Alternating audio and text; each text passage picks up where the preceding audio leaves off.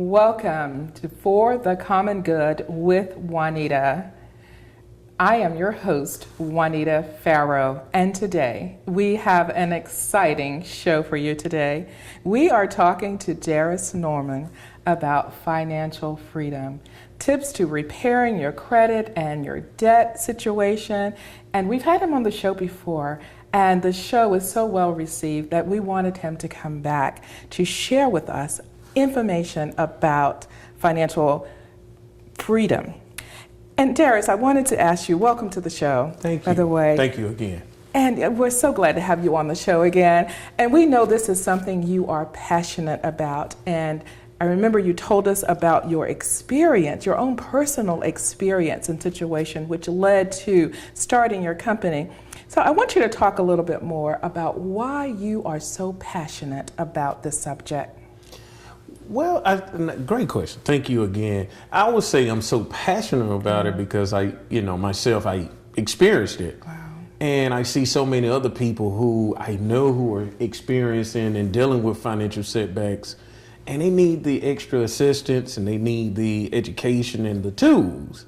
And so I want to be there. I guess too, also being a social worker. The helping. The helping. It's a helping profession. It's yes. And sometimes you can be a bleeding heart. And so I think that's why I'm so passionate about it, because I saw my own outcome in terms of making the adjustments financially. And so I want to see others to experience what I experienced, Oh, that's really incredible. And so I wanted to ask you also, you told us that our credit can work for us, but how often should we look at our credit? I mean, how often should we pull a credit report and look at the report? I mean, we want to know exactly what it says. How often should we be doing that? And will it count against you if we're pulling credit reports? Will that say anything to the credit bureau? Well, as a consumer, you have the right to obtain a free credit report once a year. Okay. So that would be the answer to the first question. You should pull your credit report once a year to just do a diagnostic to see in terms of if there's some information being on there reported wrong or not. So yes, definitely pull your credit reports once a year. Okay. Also, number two, I would say you should enroll into a free monitoring system like Credit Karma or Credit Sesame. Those are some free. And what will that do for you, enrolling in such a system as that? Well, it can give you an update in terms of if you are improving your credit, or give you alerts if there's some balance decreases, or if there's some information being reported. And it kind of gives you an artificial score in terms of where your score is.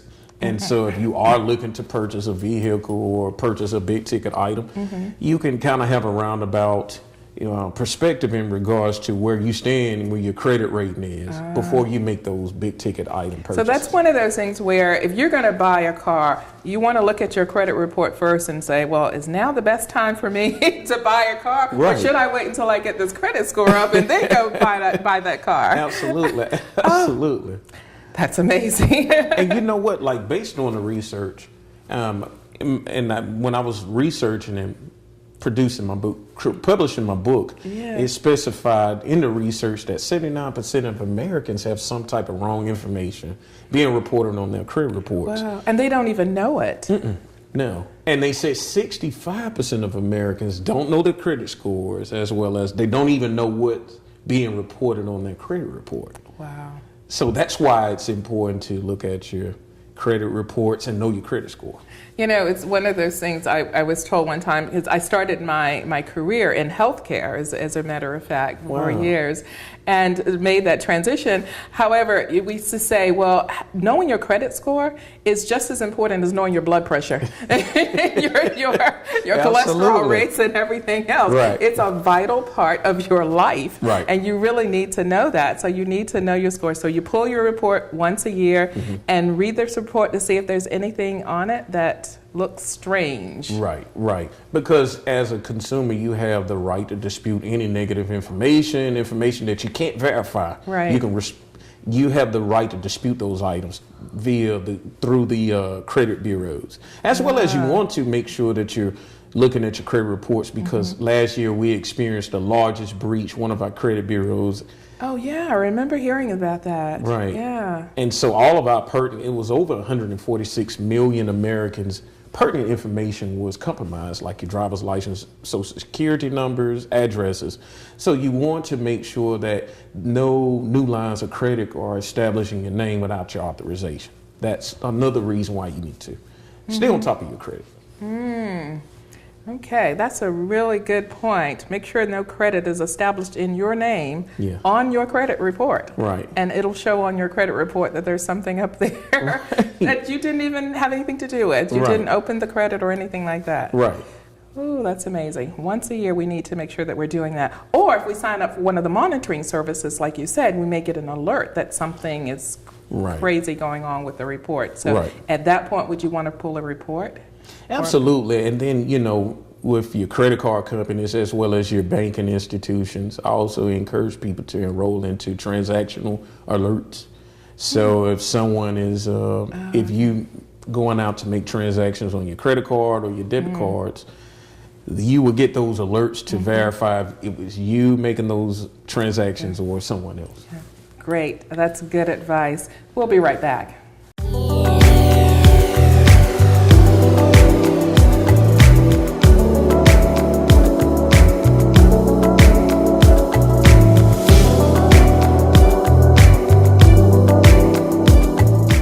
We're back for The Common Good, and I'm here with Darius Norman, and we're talking about your credit.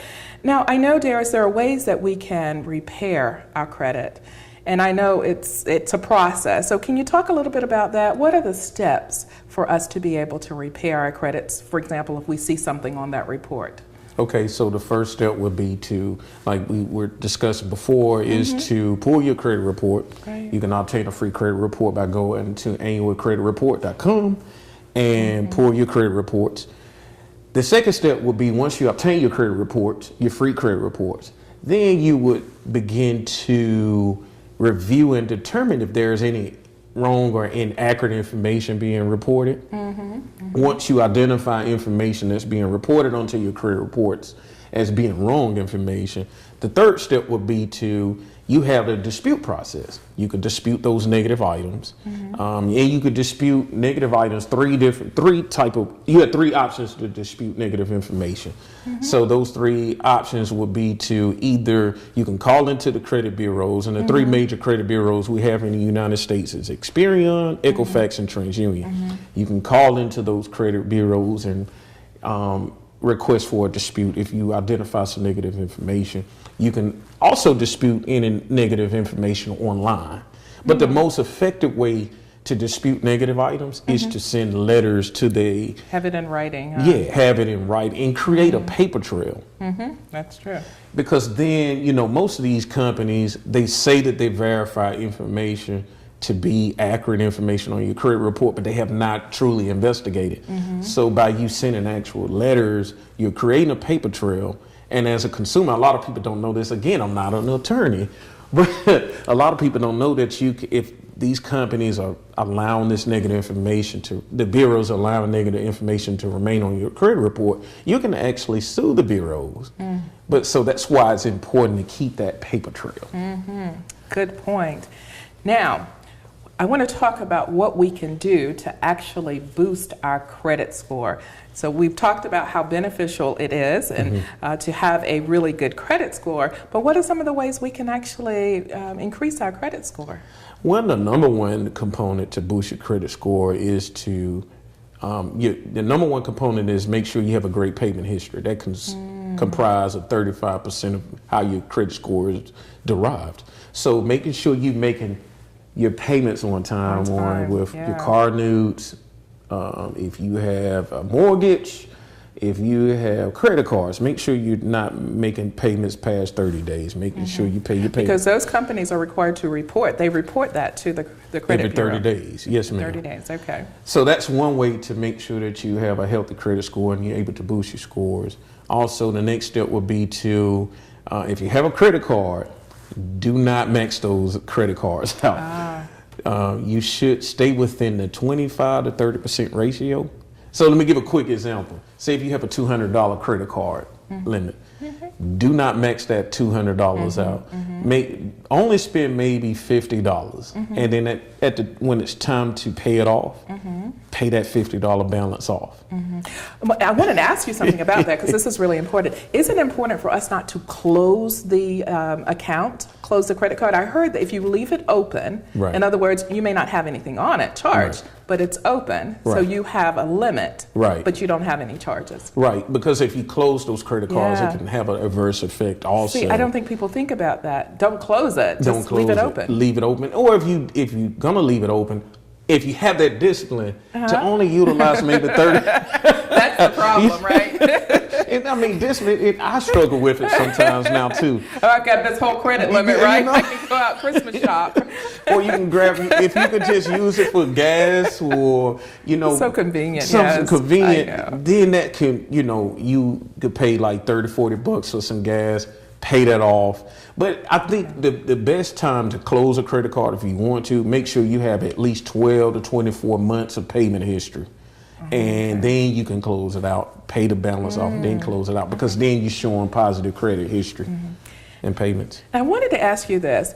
I've heard about FICO, is it FICO score, and the credit score. Now tell me the difference between those two things. Should we be looking at both of those? Well, yes, the banks are looking at your FICO scores. And when you're looking at purchasing big ticket items, that's what they're looking at. Your credit score is the components of your payment history, how you utilize your credit, how many years you've had with a particular financial product, how long you've had a particular loan, and the type of loans you have. So that's how your credit score is consistent of. But your FICO score is weighed differently.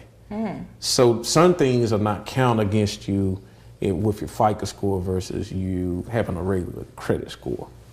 Perfect. Well, that's a really good example for that. Well, thank you so very much. We'll be back.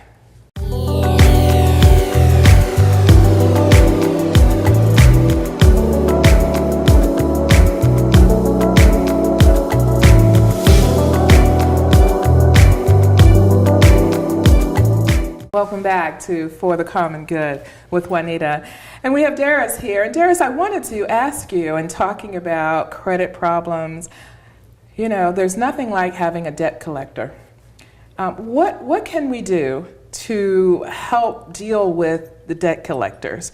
Except, disconnect our phones or not answer the phone. I mean, what are the best approaches we can use to deal with the debt collector? So if you're facing challenges dealing with debt collectors, your option as a consumer to deal with a debt collection company is to send a verification letter. Once they start communicating with you, within 30 days, you need to respond back with a verification letter to those debt collection companies, requiring them to verify that that debt is yours or not. Because what these debt collecting companies do, they purchase your debt pennies on the dollar from the company that you originally created the loan or established a line of credit with.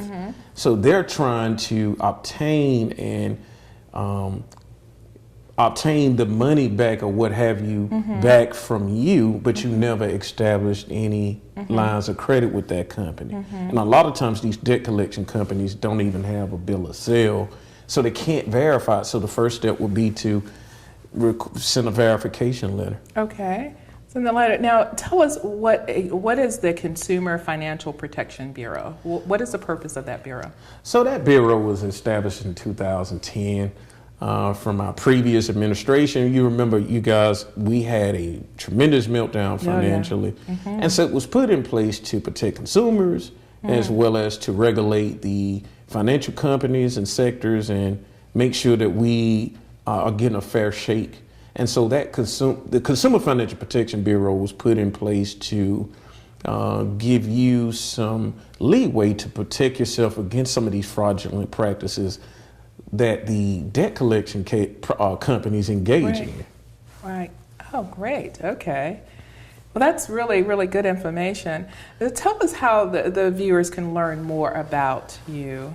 So you can learn more about me if you're facing challenges dealing with debt collection companies. You can come directly to my website at www.rewriting Financial Rules LLC, and you can learn more. And you can contact me on that section, and all of my social media outlets is on my website. Hi. And thank you again for joining our show and sharing your wealth of knowledge with our viewers. And thank you, our viewers, for joining another show For the Common Good with Juanita.